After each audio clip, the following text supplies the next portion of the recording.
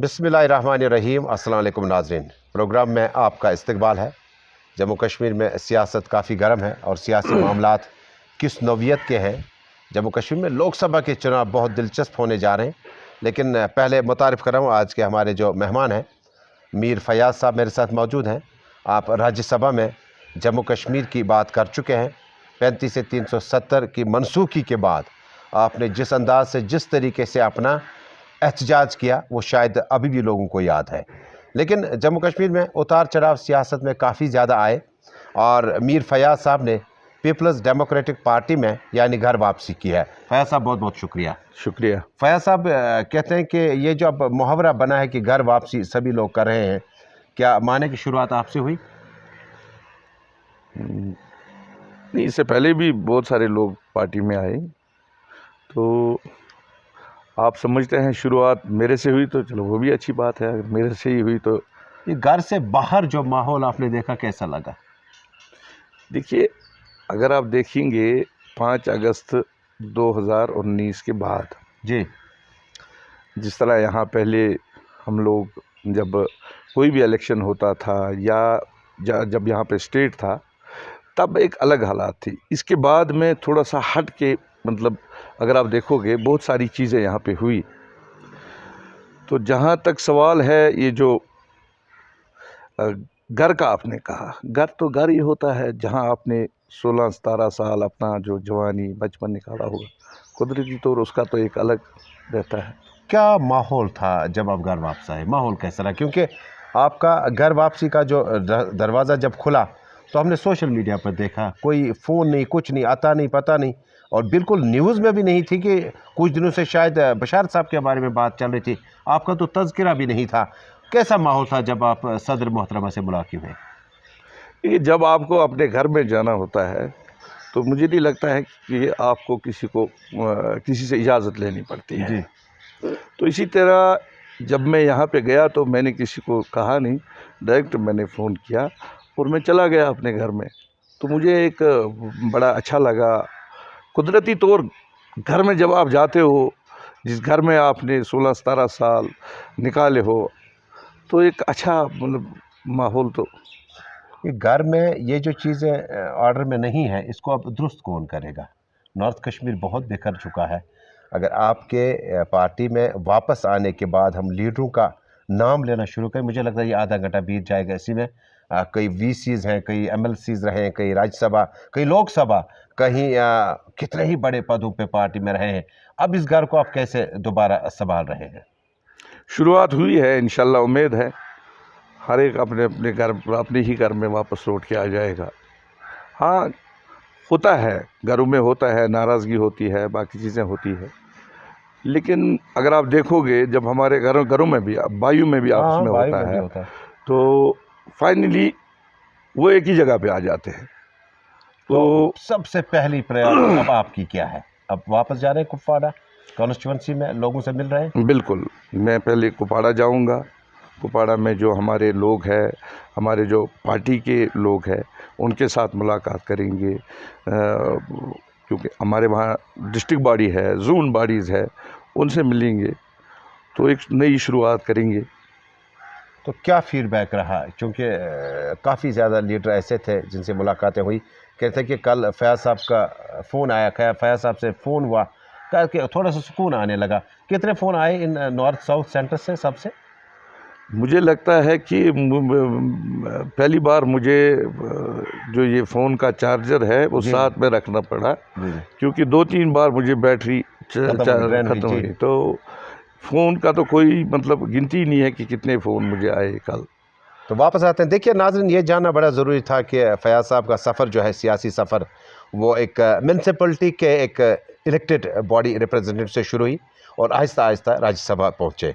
राज्यसभा में पहुँचने के बाद 5 साल मुकम्मल हुए और जब स्टूडेंट्स का बड़ा क्राई हुआ था और पूरे मुल्क में, तब फयाज़ साहब, वहीद साहब और बाकी लोग जो थे वो मुख्तलिफ स्टेट्स में गए, वहाँ स्टूडेंट्स को जम्मू कश्मीर तक लाने के लिए बड़ा अहम रोल अदा किया। और भी सारे मामलात हैं जिनको लेकर जम्मू कश्मीर में राज्यसभा मेंबर ने अपना रोल अदा किया। लेकिन नई दिल्ली क्या चाहती है? जम्मू कश्मीर में नई दिल्ली जम्मू कश्मीर के लिए हमेशा डेमोक्रेसी का बहुत ज़्यादा ध्यान रखती है। क्या हम माने कि वापसी के दौरान जम्मू कश्मीर में इन लीडरों को जो है घर वापसी करने के बाद या दूसरी तंजीम बदलने के बाद वो काडर साथ रहेगा, और ये जो एक तासुर मैदान में डाला जाता है कि शायद कुछ लोग नाराज़ होंगे, कोई इस तरह का माहौल है क्या? कोई शख्स, मैं जहाँ तक इस सियासत को पढ़ चुका हूँ, आपकी मर्ज़ी है आप किस तरफ जाते हैं किस तरफ नहीं जाते, लोग फिर डिसाइड करते हैं आप जीतते हैं हारते हैं। क्या कोई इस तरह का माहौल है आपके अंदर कि वापस जाऊँगा तो शायद मुश्किलात भरे माहौल में दोबारा घिरा जाऊँगा? नहीं, देखिए मैं आपको एक चीज़ बताऊं, 2019 के बाद जम्मू कश्मीर की सियासत में बहुत सारी तब्दीली आई है। अगर आप देखोगे 2019 के बाद क्या क्या तब्दीली आई, यहाँ डीडीसी का इलेक्शन हुआ जो पहले कभी था ही नहीं, किसी के जहन में ही नहीं था। किसी को ये उम्मीद नहीं थी कि यहाँ 370 हटेगा, हमारा स्टेट हुड जाएगा, 35 से जाएगा। तो आज मैं जो देख रहा हूँ, पिछली बार जब 2019 में इलेक्शन हुआ था तो मुझे याद है जब कुपवाड़ा में नेशनल कॉन्फ्रेंस की रैली हुई थी या उनका जलसा हुआ था, तो उमर साहब ने उस वक़्त जो वोट लिए थे उसका उनका एक ही नारा था कि हम 370 और 35 को महफूज करेंगे, रुकाएंगे। उसमें उन्होंने उस वक़्त कहा कि हमारे पार्टी के जो सीनियर लीडर्स हैं, उसमें हमारे डॉक्टर फारूक साहब थे, उन्होंने कहा कि अकबर साहब यहाँ के माने हुए मतलब सियासतदान थे, स्पीकर रहे, मिनिस्टर रहे, और उन्होंने उस वक़्त कहा कि हमने एक रिटायर्ड जस्टिस को भी, साहब को, जी। तो लोगों ने देखा कि ये जाके हमारी वोट दिया, हमारी पार्टी की प्रेसिडेंट महबूबा मुफ्ती साहिबा को तो वोट नहीं दिया, जस्टिस को दिया, इसी तरह डॉक्टर साहब को दिया। तो उसका आपने देखा कि 5 अगस्त 2019 में जब पार्लियामेंट में 370 और 35 को हटाया गया, उनकी क्या कारकर्दगी रही, बाकी लोगों की क्या रही, तो वो हम सबों ने देखा। उसके बाद आज अभी हाल ही में यहाँ प्राइम मिनिस्टर साहब की रैली हुई, उसमें उन्होंने कहा कि 370 के बाद यहाँ पे बहुत सारी तब्दीली आई और लोग खुश हैं। ये इलेक्शन और उस इलेक्शन में फ़र्क आज क्या है जी। पहले अगर आपको याद होगा, जब नेशनल कॉन्फ्रेंस की हुकूमत होती थी तो वो डीजी भर्ती होती थी, उसमें ज़्यादातर इनके लोग होते थे। वो भाई दा इसको वो मेजरमेंट जब होता था, इसका 5 फुट 9 इंच है यार कर दो, उसका ज़्यादा वही होता था जी। आज मुझे लगता है कि इस इलेक्शन में लोग जो है हर एक चीज़ का मेजरमेंट करेंगे। ओके। लोग देख रहे हैं कि इससे पहले हमारे साथ क्या हुआ, ये किसी को गलत फहमी है कि मुझे दिल्ली का साथ होगा या मेरे परदादा यहाँ के ये थे। आज हमारे नौजवान, आज सोशल मीडिया पे हर एक घर में 3-3 4-4 मोबाइल है। कल अगर रशिया में अटैक हुआ तो वो 1 सेकंड में पता चला, वो पुराना ज़माना गया। आज लोग देखेंगे कि भाई इसकी मेजरमेंट जो है ये बराबर है, कम है, कम है। हर एक चीज़ को आज लोग देख के कि अगर दिल्ली वाले कहते हैं कि 370 और 35 को हटाने के बाद यहाँ के लोग खुश हैं, तब उनके जो कैंडिडेट होंगे उनको वोट देंगे।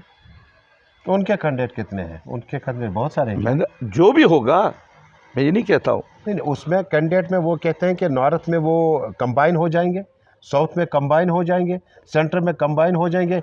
अब तो टेस्ट करने का मौका ही नहीं मिला है। देखिए, आज आप कुछ छुपा नहीं सकते हो, मेरे कहने से क्या होगा। आपको क्या लगता है ये वो पुराना ज़माना है? आज फयाज़ अहमद मीर यहाँ कहेगा, देखिए यहाँ कोई दूध से धुला हुआ नहीं है, हर एक पार्टी ने गलतियाँ की है। अगर आप देखोगे, चाहे नेशनल कॉन्फ्रेंस थी, चाहे हमारी पार्टी थी, चाहे आज की जो पार्टियाँ हैं, ये जो अपनी पार्टी है, या सजाद साहब भी तो बीजेपी के साथ थे, हम भी थे। लेकिन 2019 के बाद जब महबूबा मुफ्ती जी घर से निकली, वो फारूक साहब के घर में गई, वो सजाद साहब के घर में, हर एक घर में गई और एक PAGD का नाम दिया गया। उसका क्या था? मुझे याद है जब डॉक्टर फारूक साहब और इन्होंने PhD बनाई तो उसमें सबसे बड़ा जो उनका ये था कि आज हम जो दिल्ली ने फैसला किया, हमारे हाथ में क्या है, एक यही है, वोट है, जिस वोट के ज़रिए हम ये मैसेज दे सकते हैं कि आपका जो फैसला है हम उससे खुश नहीं हैं, हम नाराज़ हैं। लेकिन उमर साहब ने तो कहा कि PDP कोई जमात ही नहीं है, इसके वोट ही नहीं है। देखिए वो तो लोग फैसला करेंगे ना, तभी तो मैं कह रहा हूँ कि उमर साहब का जो बयान भी आया कि 3 सीटें हमारी है, इसी तरह बाकी लोग कहते हैं, दिल्ली वाले कहते हैं कि ये सीट हमारी है। हमने जो फैसला किया है हम ये लोगों के पास जाएंगे। जहाँ तक अगर ये कहते हैं कि PDP में जिस पार्टी में मैं हूँ कि उसके साथ कोई नहीं है, हम जाएंगे लोगों के पास। इसलिए मैं कह रहा हूँ कि आज लोगों को फैसला जो है लेना बिल्कुल आसान है, बिल्कुल आसान है ना इस पे आपको कोई अरेस्ट करेगा, क्योंकि लोग डरते हैं। अगर हम मीडिया में कुछ कहेंगे तो शायद, जैसे आपके वो वीडियो क्लिप्स आ रहे हैं, जी जी, तो जब आप किसी को कहते, वो कहते मैं कुछ करूंगा तो कल को पता नहीं मुझे अरेस्ट करेंगे। लेकिन ये वोट डालने का हक आपको तो कानून ने दिया है। अभी जब इलेक्शन कमिश्नर ऑफ इंडिया यहाँ पे आए थे, वो जो इलेक्शन कमिश्नर, तो उन्होंने कहा कि गुजारिश की लोगों से कि आप वोट डालो। तो आज जब लोग वोट डालने के लिए जाएंगे, वो वहाँ ही फैसला अपना सुनाएंगे। तो फैज़ साहब बिल्कुल आपने सही कहा कि PhD के लिए, जिस नस्बुल ऐन के लिए, मकसद के लिए PhD पीपल फॉर ग्रुप का डिक्शन बना था, उसका एग्ज़िट कैसा हुआ, और उमर साहब ने एक लफ्ज़ से जो है वो सारी मेहनत जो है फैज़ साहब के मुताबिक जो है वो उस पर पानी फिरा दिया। लेकिन जम्मू कश्मीर में चूँकि अब आने वाले वक्त में जो है लोकसभा चुनाव होंगे, PDP किस तरह का मुकाबला करने के तैयार? नॉर्थ में खुद शुरुआत करते हैं, नॉर्थ से, उसके बाद साउथ में। देखिए अभी पार्टी डिसाइड करेगी कैंडिडेट कौन होगा, वो भी इंशाल्लाह अब तो करना ही पड़ेगा क्योंकि कुछ ही दिन रह गए हैं। जी जी, तो हम अच्छी तरह से इंशाल्लाह तैयारी करेंगे। PDP का अपना हर एक कॉन्स्टिट्यूंसी में अपना एक बेस है, ऐसा नहीं है। और जो हमारे लोग इस वक्त है, बाकी भी जो हमदर्दी है, क्योंकि मैडम ही एक लीडर इस वक्त है जो डट के मुकाबला कर रही है। अब वो पुराना ज़माना गया। हाल ही में मैंने एक चीज़ देखा जी, कि हाँ, नेशनल कॉन्फ्रेंस के जो सरपरस्त आला है, डॉक्टर फारूक अब्दुल्ला साहब सदर हैं, उन्होंने कहा हम NDA में जा सकते हैं।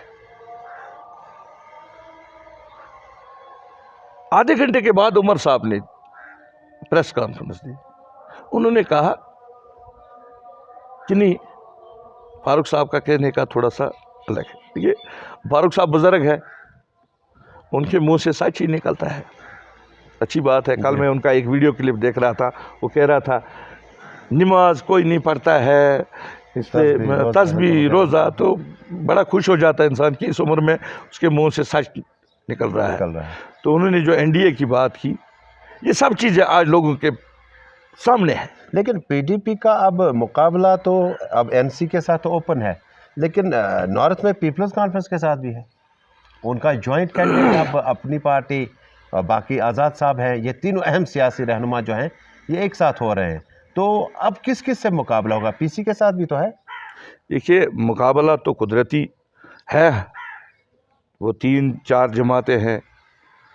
नेशनल कॉन्फ्रेंस का भी अपना है। उनको तो पिछली कारकर्दगी भी दिखानी पड़ेगी, क्योंकि 5 साल उनका MP था वहाँ पे, क्या उन्होंने क्या किया। तो हमारे लिए भी मतलब ये कोई आसान नहीं है, लोगों के पास जाना है, फैसला तो लोगों को ही करना है। और इंशाल्लाह मैं उम्मीद है कि लोग हक का साथ देंगे, लोग देखेंगे। मैं अभी देख रहा था, अभी कुछ महीने पहले ही वहाँ तेलंगाना में इलेक्शन हुआ, वहाँ एक सीट पे जो वहाँ के चीफ मिनिस्टर 10 साल रहे KCR, उन्होंने इलेक्शन लड़ा। और जो इस वक्त प्रेसिडेंट चीफ मिनिस्टर, दोनों पार्टी के प्रेसिडेंट भी थे, तो दोनों वो इलेक्शन लड़ रहे थे। जो इस वक्त CM है वहाँ पे, लेकिन BJP ने वहाँ 9 सीटें ली। वहाँ एक आम आदमी उठा और उसने वहाँ से 56,000 वोट से जीता। इसलिए ये फैसला जो है लोगों को करना है, ये किसी के हाथ में नहीं है। अगर कल को मैं भी कैंडिडेट होता हूँ, मैं कहूँगा कि मैं कोई अफलातून हूँ, अफलातून यहाँ कोई नहीं है। अब 2019 के बाद यहाँ लोगों को समझ आ गया, वो किसी के बातों में नहीं आएगा, वो देखेगा कौन क्या कर रहा है, किसके पीछे कौन है। फैयाज साहब, ये जो चूँकि नौरत का जब इंजीनियर रशीद साहब का भी बीच में नाम आया कि वो तिहाड़ जेल से ही इलेक्शन लड़ेंगे, तो कितना दिलचस्प होगा ये इंजीनियर रशीद साहब का इलेक्शन लड़ना। सपोज़ फयाज साहब इलेक्शन लड़ते हैं, सपोज़ कल को रूहुल्लाह साहब, उमर साहब होते हैं, सजाद साहब होते हैं, बाकी साहब भी होते हैं, ये इंजीनियर रशीद का एंट्री किस तरह से आप देखते हैं? देखिए, मैं आपको इंजीनियर रशीद का कहूँगा, इंजीनियर रशीद साहब ने भी पिछला 2019 का अकेले लड़ा, तनहा 1 लाख वोट 1 लाख वोट थे। 2019 के बाद जितने भी यहाँ पे पार्टी लीडर्स थे, एमएलए थे, उनको अरेस्ट किया गया, उसके बाद रिलीज़ किया गया। क्यों वो एक ही इस वक्त जेल में है? अच्छा, आप वकालत कर रहे हैं इलेक्शन कमीशन हाँ, से अपील कर रहे हैं? बिल्कुल। रशीद साहब उसने क्या गलती की है? ठीक है, अगर उसको कोई इल्ज़ाम भी है, अगर आप देखेंगे यहाँ जितने भी लीडर हैं उन सबों पे वह उससे बड़े बड़े इल्ज़ाम हैं। क्यों वही एक बंद है? नेशनल कॉन्फ्रेंस यहाँ से गई, उनके 3 मेंबर पार्लियामेंट थे, कभी उन्होंने कहा कि इसको आप क्यों बंद किया है? 2 टाइम एमएलए था, फिर उस बेचारे का यही एक कसूर है। मुझे भी कल परसों कोई कह रहा था आप उठोगे, आप रशीद इंजीनियर रशीद साहब की हालत देखो। मैंने कहा वो छोड़ो, मैंने अपने बैग में एक ये पिलो और एक शीट रखा है, वहाँ तो गर्मी रहती है। तैयार है? मैं बिल्कुल तैयार हूँ। अगर ऐसा ही होगा डेमोक्रेसी में कि आप किसी को इलेक्शन लड़ने पे जेल भरोगे, मैंने कहा हम तैयार हैं। तो ये तो इंजीनियर रशीद साहब का इंशाल्लाह, अगर मैं आपकी अपनी बात कहूँगा, मैं अपनी पार्टी प्रेसिडेंट अपने लोगों से बात करूँगा कि इंजीनियर रशीद साहब के लिए हमको बात करनी चाहिए, कैंपेन शुरू करनी चाहिए। सपोज आप ही कैंडिडेट होते हैं, आप तकरीर में यही तस्कर भी करेंगे लोगों? बिल्कुल बिल्कुल। अगर आप ही जीतते हैं कल, तो आप मेरा पहला यही होगा, यही जाके कहेंगे लोकसभा में मेरे पहली बात मेरी ये होगी कि इंजीनियर रशीद साहब को रिलीज़ करो, पहली बात। तो ये मामला जो है, अब चूंकि आपने खुद बताया कि आपने कमीज सलवार और पिल्लो वगैरह साथ रखा है, अगर इसके बाद गिरफ्तार भी कर, उसके लिए भी तैयार है? बिल्कुल बिल्कुल, मैं तैयार हूँ। तो क्या दिल्ली में राज्यसभा में इतने बड़े ऐवान में बैठकर ये चीज़ें कभी डिस्कस हुई आगे कि ऐसा नहीं होना चाहिए था? बिल्कुल, जमहूरियत, अगर आप देखोगे मैंने वहाँ ये बात की है जी। मैंने कहा है कि इंजीनियर रशीद साहब 2 बार एमएलए रहे हैं, उनका क्या है कसूर? उनका क्या है? सिर्फ उन्होंने पार्लियामेंट इलेक्शन लड़ा। इन पार्टियों को डर क्या है? लेकिन उमर साहब तो इनडायरेक्ट कुछ और कह गए कि इसको कोई शख्स बंद कर रहा है।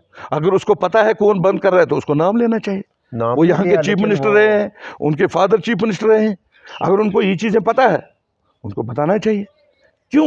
एक क्या वो उसका कोई नहीं है, उसकी बड़ी पार्टी नहीं है, उसने यहाँ पे हुकूमत नहीं की, इसलिए उस एक छोटे से इलाके जो हमारे मावर जी, तो उसको बंद रखा गया तो कोई बात ही नहीं करेगा। तो आइंदा आप इसमें बातचीत बिल्कुल बिल्कुल। तो फैज़ साहब, आखिरी लम्हात में प्रोग्राम में है, चूँकि आपने प्रोग्राम में जाना है, ये जो पीपल्स डेमोक्रेटिक पार्टी का रिवाइवल अब है, क्या इसमें ये जो लीडरान बाकी लीडरान हैं वो भी कमीज सलवार और तल्लू कवर तैयार रखे हुए हैं, या तैयार रखने के लिए बिल्कुल उस पोजीशन में नहीं है? बिजनेस है, कारोबार है, बच्चे हैं। देखिए, मैं किसी और के बारे में ये नहीं कह सकता हूँ।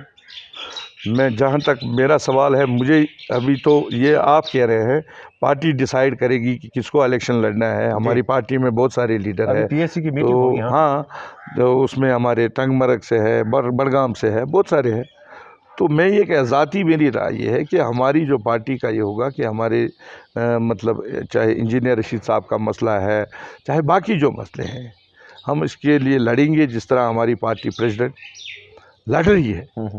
उमर साहब का ये कहना कि इनका अब कुछ नहीं बचा है, उसके लिए हम मेहनत करेंगे सब मिलकर। क्या वो प्रेस कॉन्फ्रेंस आपको इन्फ्लुएंस कर गई जब आप कमरे में बैठे, प्रेस कॉन्फ्रेंस उमर साहब की? हाँ, जब उन्होंने कहा कि इनके साथ अब कोई नहीं है, तो उसका भी एक ये रहा, मुझे बड़ा फील हुआ उस दिन कि इस वक्त जो है इसलिए मैंने कहा कि यहाँ कोई दूध का धुला हुआ नहीं है। गलतियाँ इंसान को होती है और गलतियाँ सभी पार्टी से हुई है। हम ये नहीं कहेंगे, हम पीडीपी ने भी बीजेपी के साथ हाथ मिलाया, नेशनल कॉन्फ्रेंस ने पहले ही मिलाया था, पीपल्स कॉन्फ्रेंस का भी था, अपनी पार्टी ने भी, उन्होंने तो सीधा कहा, गुलाम नबी आज़ाद साहब ने भी कहा। तो कोई ऐसा कोई नया नहीं है। अब अगर आपको 2019 के बाद एक सबक मिला, उसके बाद तो बदलना चाहिए ना। आपने PhD की शुरुआत जो महबूबा जी ने की थी, आज इन्होंने कहा कि इसके साथ, तो ये धोखा था। हालांकि मैंने उन्हीं दिनों, अगर आप देखोगे जी जी तो मुझे उन दिनों फिर नाराज़गी भी पार्टी के साथ हुई। मैंने उसी दिन कहा था ये धोखा है,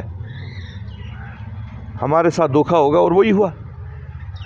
फैज साहब, बहुत बहुत शुक्रिया आपका। आखिर पे आपका क्या मैसेज होगा घर वापसी के बाद पार्टी कार्डर के लिए? देखिए, हमारी जो पार्टी कार्डर है, मेरी मैसेज उन तक यही रहेगी कि आइए हम सब मिलकर काम करें पार्टी के लिए, लोगों तक अपना पैगाम पहुंचाएं, लोगों तक हमारी पार्टी सदर उनका पैगाम पहुंचाए और लोगों के लिए काम करें। लोग इंशाल्लाह हमारे साथ जुड़ेंगे, इंशाल्लाह जिस तरह पहले यहाँ पीपल्स डेमोक्रेटिक पार्टी मजबूत थी, उसी तरह हम मिलकर इसको मजबूत बनाएं। बहुत बहुत शुक्रिया। जम्मू कश्मीर की मुमताज़ सियासी शख्सियत, शुमाली कश्मीर के कुपवाड़ा इलाके में 2 बार असम्बली इलेक्शन और राज्यसभा इलेक्शन में हिस्सा लेने के बाद ऐवान तक पहुँचे फयाज़ साहब, और उसके बाद 5 अगस्त 2019 के बाद काफ़ी वक्त गुजरा जब फयाज़ साहब जो है पीपल्स डेमोक्रेटिक पार्टी से अलग हो गए थे, लेकिन बिलाखिर घर वापसी की। कहते हैं ना कि जब घर में आपकी ज़रूरत पड़ती है, आम दिनों में अगर आप घर में मौजूद नहीं रहते, आप सर्विस के सिलसिले में बाहर गए हों, सपोज़ आप किसी ऐसे इदारे में जहां आपका तबादला ट्रांसफ़र बाहर हुआ, लेकिन ज़रूरत पड़ने पर जब खुदा न खासा घर को बचाने की बात आए, और जो शख्स वापसी करता है वो सही मानों में जो है इस घर का वफ़ादार माना जाता है। बहरहाल, घर का मतलब है कि सियासी घराने से जहाँ से आपका जन्म हुआ, जहाँ परवरिश आपकी मुफ्ती मोहम्मद सईद साहब ने की और राज्यसभा तक पहुँचाया, और उसके बाद आहिस्ता आहिस्ता आने वाले वक्तों में हो सकता है, आज नहीं तो कल लोकसभा उम्मीदवार भी हो सकते हैं, उसके बाद असेंबली सेगमेंट में भी जाएंगे। मुझे लगता है कि एक बड़ी डेवलपमेंट है जम्मू कश्मीर में, जब पीपल्स डेमोक्रेटिक पार्टी के लिए नॉर्थ साउथ सेंटर से बेशतर लीडरशिप जो है वो पार्टी को रिजॉइन कर रही है। फ़िलहाल श्रीनगर से आज के स्पेशल ब्रॉडकास्ट में इतना ही। अल्लाह हम्दो नासिर।